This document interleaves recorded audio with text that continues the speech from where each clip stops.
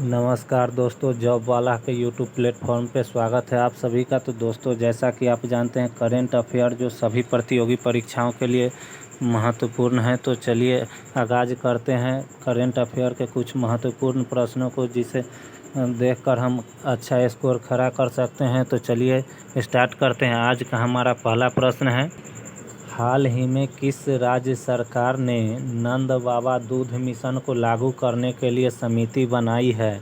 तो नंद बाबा दूध मिशन लागू करने के लिए उत्तर प्रदेश राज्य सरकार ने समिति बनाई है।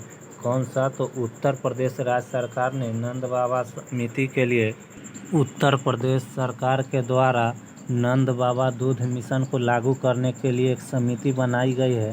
तो बात करें उत्तर प्रदेश का, तो उत्तर प्रदेश की राजधानी लखनऊ, उत्तर प्रदेश की राजधानी लखनऊ जो गोमती नदी के किनारे स्थित है। वहीं उत्तर प्रदेश के मुख्यमंत्री योगी आदित्यनाथ जी हैं। उत्तर प्रदेश के राज्यपाल आनंदीबेन पटेल हैं। अभी हाल ही में 5 करोड़ पौधे लगाने का अभियान उत्तर प्रदेश के मुख्यमंत्री जी के द्वारा चालू किया गया है। 5 करोड़ पौधे लगाने का अभियान उत्तर प्रदेश के मुख्यमंत्री योगी आदित्यनाथ जी ने चालू किया। सबसे अधिक जनसंख्या वाला राज्य कौन सा है? तो उत्तर प्रदेश है। नौटंकी और कथक जो है लोक नृत्य कहाँ का है? तो उत्तर प्रदेश का है। एससीओ की पहली सांस्कृतिक राजधानी कहाँ है? तो एससीओ की पहली सांस्कृतिक राजधानी वाराणसी उत्तर प्रदेश में है। हाल ही में वन वर्ल्ड टीवी समिट का आयोजन किया गया। कहाँ पर किया गया? तो वाराणसी उत्तर प्रदेश में वन वर्ल्ड टीवी समिट का आयोजन किया गया। G20 समूह के सांस्कृतिक बैठक की चौथा बैठक कहाँ हुआ? तो वाराणसी उत्तर प्रदेश में। G20 समूह सांस्कृतिक बैठक चौथा बैठक कहाँ हुआ? तो वाराणसी उत्तर प्रदेश में। हाल ही में मंदिर संग्रहालय बनाया जाएगा कहाँ पर? तो उत्तर प्रदेश में। हाल ही में मंदिर संग्रहालय बनाने का फैसला लिया गया, तो कहाँ पर? तो उत्तर प्रदेश में। दुधवा नेशनल पार्क कहाँ स्थित है? तो उत्तर प्रदेश में। अभ्युदय योजना किस राज्य सरकार का है? तो उत्तर प्रदेश का। जो फ्री में कोचिंग के लिए अभ्युदय योजना किस राज्य सरकार का है? तो उत्तर प्रदेश राज्य सरकार का। और अनुप्रीति योजना राजस्थान सरकार का है। बात करें भारत के एकमात्र जिला कौन सा है जो 4 राज्यों से अपना सीमा साझा करता है? तो भारत के एकमात्र जिला सोनभद्र जो उत्तर प्रदेश में पड़ता है, 4 राज्य से अपना सीमा साझा करता है। मध्य प्रदेश, छत्तीसगढ़, झारखंड और बिहार। सोनभद्र जिला एकमात्र ऐसा जिला है भारत का जो उत्तर प्रदेश में पड़ता है, जो 4 राज्यों से अपना सीमा साझा करता है, मध्य प्रदेश, छत्तीसगढ़, झारखंड और बिहार से। चलिए नेक्स्ट प्रश्नों की ओर अगला प्रश्न को देखते हैं।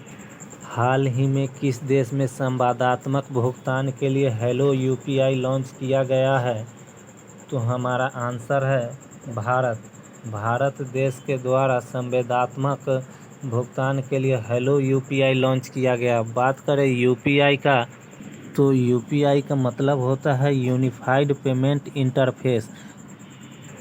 अभी हाल ही में हिटाची पेमेंट सर्विसेज कंपनी ने भारत का पहला यूपीआई एटीएम कहाँ पर लागू किया है? तो मुंबई में। भारत का पहला यूपीआई एटीएम मुंबई में लागू हुआ। किस कंपनी के द्वारा बनाया गया है? तो हिटाची पेमेंट सर्विसेज कंपनी के द्वारा बनाया गया है, जो बिना एटीएम के ही उसे ट्रांजैक्शन आप कर सकते हैं अगर अकाउंट में पैसा है तो। क्यूआर कोड स्कैन करके इससे पैसा आप निकाल सकते हैं अपना यूपीआई पिन डालकर।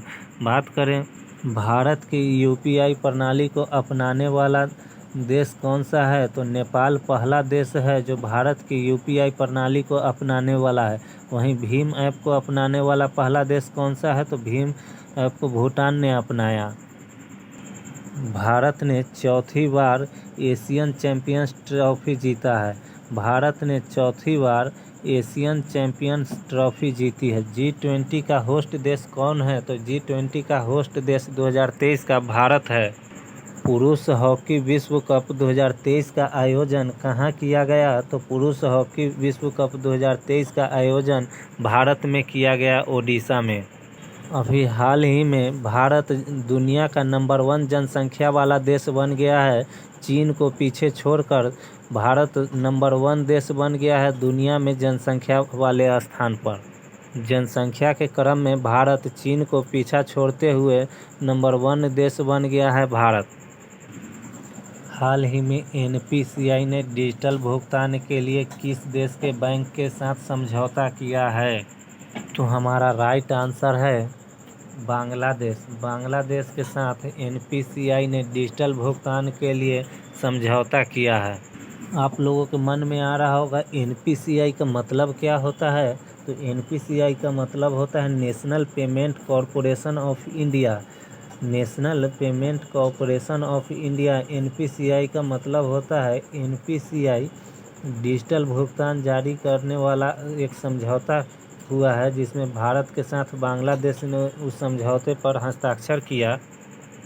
बांग्लादेश की राजधानी कहाँ है? तो बांग्लादेश की राजधानी ढाका है। बांग्लादेश की मुद्रा क्या है? तो बांग्लादेश की मुद्रा टका है। बांग्लादेश के प्रेजेंट टाइम में अभी प्रधानमंत्री कौन है? तो शेख हसीना बांग्लादेश के प्रधानमंत्री है।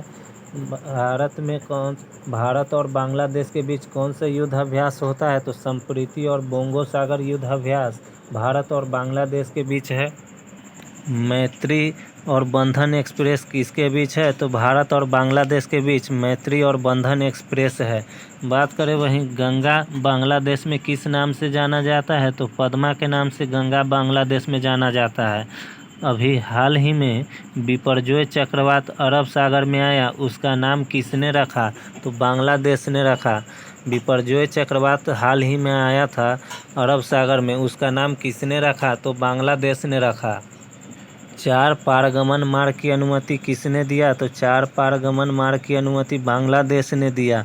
यूनिवर्सल पेंशन योजना किस देश ने लागू किया? तो यूनिवर्सल पेंशन योजना बांग्लादेश ने लागू किया। बात करें वहीं भारत की सर्वाधिक स्थलीय सीमा किस देश से लगती है? तो बांग्लादेश से भारत की सर्वाधिक स्थलीय सीमा 4096 किलोमीटर लगती है। चलिए अगले प्रश्नों की ओर। भारत ने किस देश को G20 की अध्यक्षता सौंपी है? तो हमारा आंसर है ब्राज़ील। ब्राज़ील को भारत ने G20 की अध्यक्षता सौंपी है।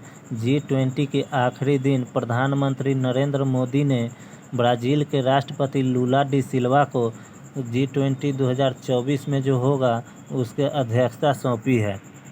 तो जब G20 का बात आया है तो G20 की स्थापना कब हुआ? तो 26 सितंबर 1999 ईस्वी को G20 का स्थापना हुआ। बात करें 2022 में G20 कहाँ पर हुआ था? तो G20 2022 में इंडोनेशिया में हुआ। 2023 में भारत होस्ट कर रहा है इस बार, और 2024 में कहाँ होगा? तो ब्राज़ील में होगा। 2024 में ब्राज़ील होस्ट करेगा G20 का। और वहीं बात करें 2025 में G20 कहाँ पर होने वाला है? तो साउथ अफ्रीका में G20 2025 में होने वाला है। अभी हाल ही में G20 अब G20 नहीं रहा। G20 में एक और देश शामिल हो गया है जिसका नाम है अफ्रीकन यूनियन, जिसको भारतीय प्रधानमंत्री नरेंद्र मोदी ने शामिल करने के लिए घोषणा किए। ब्राज़ील का बात आया है तो विश्व का सबसे अधिक कॉफ़ी उत्पादक देश कौन सा है? तो ब्राज़ील है। विश्व का सबसे अधिक कॉफ़ी उत्पादक देश ब्राज़ील है। ब्राज़ील ब्रिक्स का भी सदस्य देश है। ब्राज़ील ब्रिक्स का भी सदस्य देश है। 2023 में ब्रिक्स का समिट कहाँ हुआ? तो जोहान्सबर्ग दक्षिण अफ्रीका में ब्रिक्स का समिट हुआ। बात करें वहीं कुछ प्रमुख समिट को देख लेते हैं एक साथ 2023 का। G7 शिखर सम्मेलन 2023 कहाँ पर हुआ? तो जापान में हुआ। वहीं बात करें वैश्विक बौद्ध शिखर सम्मेलन 2023 कहाँ हुआ? तो नई दिल्ली में हुआ। राष्ट्रीय युवा सम्मेलन 2023 कहाँ हुआ? तो नई दिल्ली में हुआ। श्री अन्न ग्लोबल मिलेट्स 2023 कहाँ पर हुआ? तो नई दिल्ली में हुआ। 5वां आसियान भारत व्यापार शिखर सम्मेलन कहाँ हुआ? तो कुआलालंपुर मलेशिया में 5वां आसियान भारत व्यापार शिखर सम्मेलन कुआलालंपुर मलेशिया में हुआ। US ओपन 2023 में महिला एकल का खिताब किसने जीता? तो हमारा आंसर है कोको गॉफ। कोको गॉफ जो 19 वर्षीय अमेरिका की खिलाड़ी है, उन्होंने US ओपन 2023 में महिला एकल का खिताब जीता। किसे हराकर, तो एरिना सबलेंका को हराकर, जो एरिना सबलेंका बेलारूस की रहने वाली है उसे हराकर कोको गॉफ ने यूएस ओपन 2023 में महिला एकल का खिताब जीता। तो अगर क्रम से पूछ दे कि कैसे कैसे चलता है, तो अफवाह ट्रिक है इसका याद करने का। ए से हो गया ऑस्ट्रेलियन ओपन, एफ से हो गया फ्रेंच ओपन, डब्ल्यू से हो गया विंबलडन और ए से हो गया अमेरिकन ओपन या यूएस ओपन, वही है। तो सबसे पुराना टेनिस का टूर्नामेंट अगर पूछ दे कौन सा है, तो विंबलडन ओपन सबसे पुराना टेनिस का टूर्नामेंट है। बात करें यूएस ओपन किस कोर्ट पर खेला जाता है, तो यूएस ओपन हार्ड कोर्ट पर खेला जाता है। यूएस ओपन हार्ड कोर्ट पर खेला जाता है। ऑस्ट्रेलियन ओपन 2023 में पुरुष एकल का खिताब किसने जीता, तो नोवाक जोकोविच जो सर्बिया के हैं पुरुष एकल का खिताब जीता। और वहीं ऑस्ट्रेलियन ओपन 2023 में महिला एकल का खिताब कौन जीता, तो आर्या साबालेंका बेलारूस की रहने वाली है जो महिला एकल का खिताब जीती। फ्रेंच ओपन 2023 में पुरुष एकल का खिताब नोवाक जोकोविच ने जीता। और महिला एकल का खिताब ईगा स्विएटेक जो पोलैंड की रहने वाली है जीती। महिला एकल का फ्रेंच ओपन का खिताब ईगा स्विएटेक जो पोलैंड की रहने वाली है जीती। वहीं विंबलडन ओपन 2023 पुरुष का खिताब किसने जीता, तो कार्लोस अल्कराज जो स्पेन का रहने वाला है। और महिला एकल का खिताब विंबलडन ओपन का महिला एकल का खिताब किसने जीता, तो मार्केटा बोद्रोसोवा जो चेक गणराज्य की रहने वाली है विंबलडन ओपन का खिताब जीती। तो दोस्तों एक साथ जितने भी ग्रैंड स्लैम थे सभी को देख लिए, जिससे आप लोगों को आसानी से याद हो सके। तो चलिए नेक्स्ट प्रश्नों की ओर चलते हैं।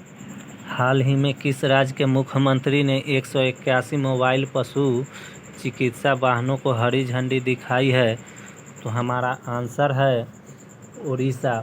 उड़ीसा के मुख्यमंत्री ने 181 मोबाइल पशु चिकित्सा वाहनों को हरी झंडी दिखाई है। बात करें ओडिशा की, तो ओडिशा की राजधानी भुवनेश्वर है। ओडिशा के मुख्यमंत्री अभी नवीन पटनायक है। ओडिशा के राज्यपाल कौन है, तो गणेशी लाल ओडिशा के राज्यपाल है। मेधावी छात्र प्रोत्साहन योजना किस राज्य ने शुरू किया, तो ओडिशा राज्य ने मेधावी छात्र प्रोत्साहन योजना चालू किया। दूसरे सबसे लंबे कार्यकाल वाले मुख्यमंत्री कौन हैं, तो नवीन पटनायक हैं। भारत के दूसरे सबसे लंबे कार्यकाल वाले मुख्यमंत्री नवीन पटनायक बन गए हैं। वहीं ओडिशा में लिंगराज मंदिर, कोणार्क मंदिर और जगन्नाथपुरी मंदिर, ये तीनों ओडिशा में स्थित है। पुरुष हॉकी विश्व कप 2023 का आयोजन भुवनेश्वर ओडिशा में हुआ। भारत का सबसे बड़ा हॉकी का स्टेडियम बिरसा मुंडा स्टेडियम कहाँ स्थित है, तो ओडिशा राउरकेला। भारत का सबसे बड़ा हॉकी का स्टेडियम बिरसा मुंडा स्टेडियम कहाँ स्थित है, तो राउरकेला उड़ीसा में। उत्कल दिवस कब मनाया जाता है, तो 1 अप्रैल को उत्कल दिवस मनाया जाता है। अभी हाल ही में रायगढ़ा सौल और कोरापुट काला जीरा चावल जो चावलों का राजकुमार जिसे कहा जाता है, किस राज्य को जीआई टैग मिला, तो ओडिशा को। कोरापुट काला जीरा चावल जिसे चावलों का राजकुमार और रायगढ़ा सौल का जीआई टैग किस राज्य को दिया गया, तो ओडिशा को। कांती मुंडी बैगन का जीआई टैग किस राज्य को दिया गया, तो ओडिशा को। ओडिशा द्रौपदी मुर्मू भारत के राष्ट्रपति जो वर्तमान में हैं उन कहाँ की रहने वाली है, तो ओडिशा मयूरभंज की। राष्ट्रपति द्रौपदी मुर्मू जो अभी वर्तमान में राष्ट्रपति है वो कहाँ की रहने वाली है, तो मयूरभंज ओडिशा की रहने वाली है। बात करें चिल्का झील कहाँ स्थित है, तो ओडिशा में। ओलिव रिडले कछुआ की प्रजाति कहाँ पाया जाता है, तो ओडिशा में। लीसा जो है लीसा कहाँ का है, तो ओडिशा का है। क्षेत्रीय भाषा का एआई न्यूज़ एंकर लीसा कहाँ का है, तो ओडिशा का है। क्षेत्रीय भाषा का एआई न्यूज़ एंकर लीसा कहाँ का है, तो ओडिशा का। किस देश में भूकंप के कारण 2000 से अधिक लोगों की मौत हो गई, तो हमारा आंसर है मोरक्को। मोरक्को में भूकंप के कारण 2000 से अधिक लोगों की मौत हो गई। बात करें भूकंप के, तो भूकंप का अध्ययन को क्या कहा जाता है, तो सिस्मोलॉजी भूकंप के अध्ययन को कहा जाता है। भूकंप की तीव्रता को किससे मापा जाता है? तो रिएक्टर स्केल से भूकंप की तीव्रता को मापा जाता है। सबसे ज़्यादा भूकंप कहाँ पर पाया जाता है? तो जापान में सबसे ज़्यादा भूकंप आता है। मोरक्को की राजधानी कहाँ है? तो रबात। मोरक्को की मुद्रा कहाँ है? क्या है? माफ़ कीजिएगा, मोरक्को की मुद्रा क्या है? तो दिरहम है। मोरक्को कहाँ पड़ता है? तो मोरक्को अफ्रीका महाद्वीप में स्थित है। उत्तरी अफ्रीका महाद्वीप में मोरक्को स्थित है। भारत ने गणतंत्र दिवस 2024 के लिए किस समूह के नेताओं को आमंत्रित किया है? तो हमारा राइट आंसर है क्वाड। क्वाड के समूह के नेताओं को आमंत्रित किया गया है 2024 के गणतंत्र दिवस के मुख्य अतिथि के रूप में परेड में शामिल होने के लिए। तो बात करें क्वाड का, तो क्वाड में कितने देश हैं? तो 4 देश हैं। कौन कौन से हैं? तो इंडिया, ऑस्ट्रेलिया, अमेरिका और जापान। क्वाड में 4 देश हैं। क्वाड का विचार सबसे पहले किसे आया? तो 2007 ईस्वी में जापान के पूर्व प्रधानमंत्री, उस समय प्रधानमंत्री थे शिंजो आबे, जो अब नहीं रहे। तो 2007 ईस्वी में शिंजो आबे ने क्वाड का संकल्पना रखा, लेकिन 2017 ईस्वी से अस्तित्व में आया क्वाड। तो सबसे पहले किसने विचार रखा? तो शिंजो आबे ने। क्वाड में कौन कौन से देश हैं? तो इंडिया, ऑस्ट्रेलिया, अमेरिका और जापान। उसी तरह मालाबार में भी 4 देश हैं, Bharat, America, Australia, Japan. Quad और मालाबार में दोनों में 4-4 देश हैं। वही देश ये क्यों किया गया है? तो चीन के दबाव को कम करने के लिए, पैसिफिक एशियन में चीन के जितने भी वर्चस्व है उसे कम करने के लिए ये 4 देश मिलकर ऐसे एक अपना समूह बना कर रखे हैं। बात करें मालाबार एक्सरसाइज किसके किसके बीच है? तो भारत और अमेरिका के बीच मालाबार एक्सरसाइज है। वहीं बात करें सार्क में कौन कौन से देश शामिल है? सार्क में 8 सदस्य देश शामिल है। भारत, पाकिस्तान, बांग्लादेश, श्रीलंका, नेपाल, भूटान, मालदीव और नवीनतम देश अफगानिस्तान है। आसियान में कितने सदस्य देश हैं? तो आसियान में 10 सदस्य देश हैं। अभी G20 में नया देश सदस्य देश कौन सा बना है? तो अफ्रीकन यूनियन, जो 21वां नया सदस्य देश बन गया है। हाल ही में भारत की surgical robotic firm SS innovation ने किसे अपना निदेशक के रूप में नियुक्त किया है? तो हमारा आंसर है मयाल स्वामी अन्नादुराई। मयाल स्वामी अन्नादुराई जो क्या थे? तो ये इसरो के प्रसिद्ध वैज्ञानिक थे, जिन्हें मून मैन ऑफ इंडिया के नाम से भी जाना जाता है।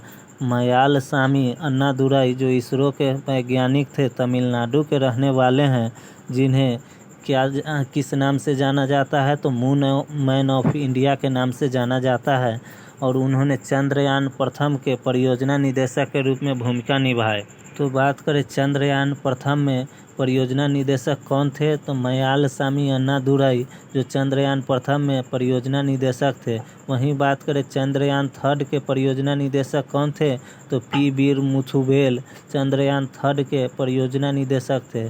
चंद्रयान प्रथम के परियोजना निदेशक मयाल स्वामी अन्नादुराई और चंद्रयान थर्ड के परियोजना निदेशक पी वीर मुथुवेल हैं। वहीं बात करें रेलवे बोर्ड के पहली महिला अध्यक्ष कौन बनी हैं? तो जया वर्मा सिन्हा रेलवे बोर्ड की पहली महिला अध्यक्ष बनी हैं।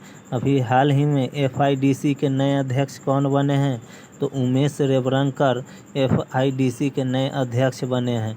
वहीं बात करें PIB के प्रधान महानिदेशक कौन बने हैं? तो मनीष देसाई PIB के प्रधान महानिदेशक बने हैं। और खान मंत्रालय के सचिव कौन बने हैं? तो BL कांथा खान मंत्रालय के सचिव बने हैं। भारतीय मूल के वैभव तनेजा को टेस्ला के CFO बनाया गया है। पश्चिम बंगाल में बंगाल दिवस मनाया जाएगा। तो कब मनाया जाएगा?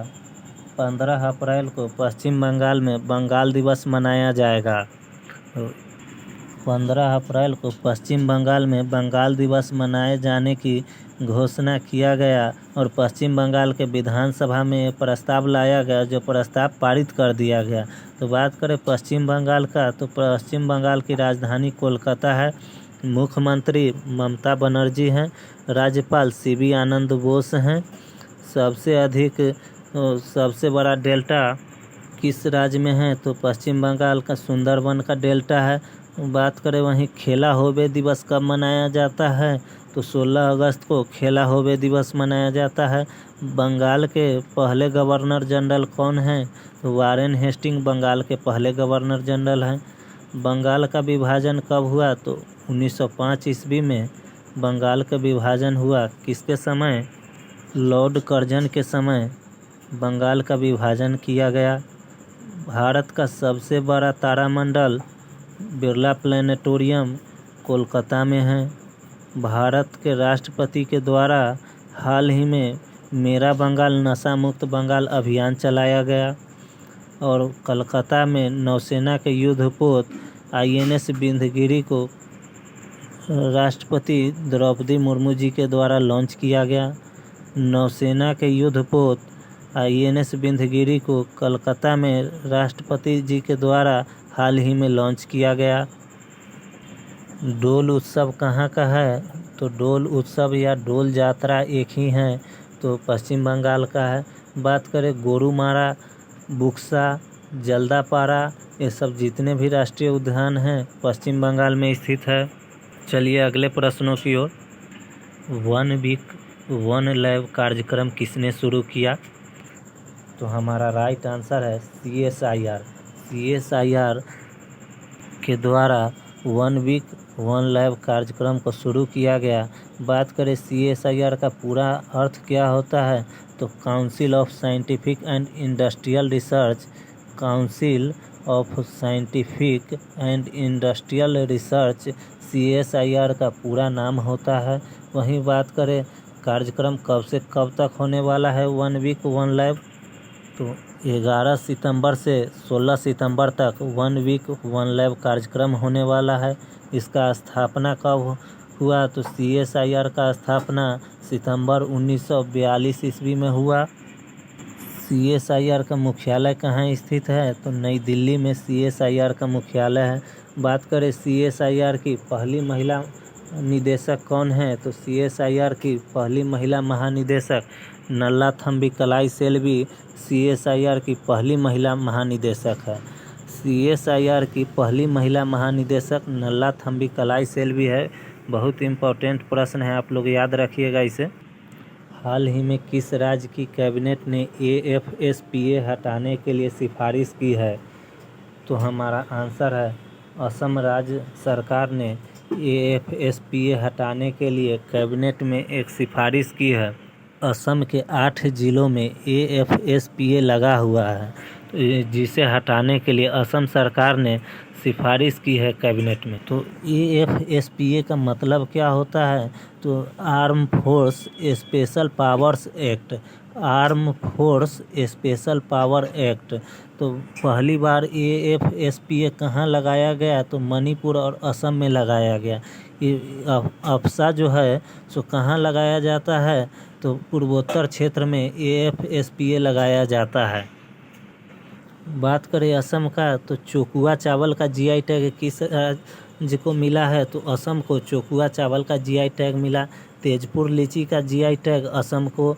जुडीमा वाइन कहाँ का है, तो असम को। गमोचा का GI टैग असम को। बिहू और बुगरुम्बा कहाँ का नृत्य है, तो असम का है। रायमोना, ओरांग, डिब्रू साइखोवा, काजीरंगा, दिहिंग पटकाई, नामेरी राष्ट्रीय उद्यान कहाँ स्थित है, तो असम में है। असम के मुख्यमंत्री कौन है, तो हेमंत बिस्वा शर्मा हैं।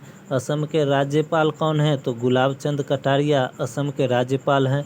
असम 4 नए जिले बनाने का फैसला अपने कैबिनेट में लिया है। हाल ही में असम राज्य सरकार के द्वारा एक निर्णय लिया गया है, जो 1000 ml से कम पानी की प्लास्टिक बोतल को प्रतिबंध किया गया है। किस राज्य सरकार के द्वारा, तो असम राज्य सरकार के द्वारा। तो दोस्तों आज के एपिसोड में इतना ही। अगर आपको हमारा एक छोटा सा प्रयास अच्छा लग रहा हो और वीडियो अच्छा लग रहा हो, तो आप जितने भी सोशल मीडिया प्लेटफॉर्म हैं सभी दोस्तों को ज़्यादा से ज़्यादा शेयर करें, सब्सक्राइब करें, लाइक करें, जिससे और हम अच्छा से अच्छा बेहतर करने की कोशिश करें आप लोगों के लिए। और जितना हो सके आप लोग इसे आगे बढ़ाने की कोशिश करें, जिससे सभी लोगों को फ़ायदा हो अन्य लोगों को भी जानकारी मिले जो और लाभ हो सभी बच्चों को। तो आगे आप लोग जितने भी सोशल मीडिया प्लेटफॉर्म है ज़्यादा से ज़्यादा इसे शेयर करें, सब्सक्राइब करें, बने रहे जॉब वाला के साथ। मिलते हैं नेक्स्ट वीडियो में, तब तक के लिए जय हिंद।